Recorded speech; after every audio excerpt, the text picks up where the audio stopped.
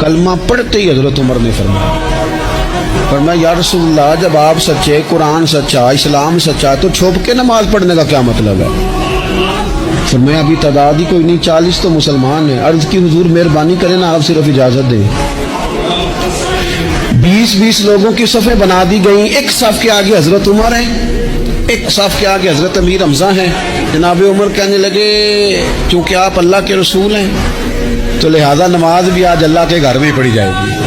تو حضرت عمر بیت اللہ شریف کے بیچ کھڑے ہو کے نعرہ لگاتے ہیں، فرماتے ہیں میں عمر ہوں، تم مجھے بھی جانتے ہو، میرے باپ کو بھی جانتے ہو، تم میرا قبیلہ بھی جانتے ہو، میں نے پڑھ لیا ہے محبوب کا کلمہ۔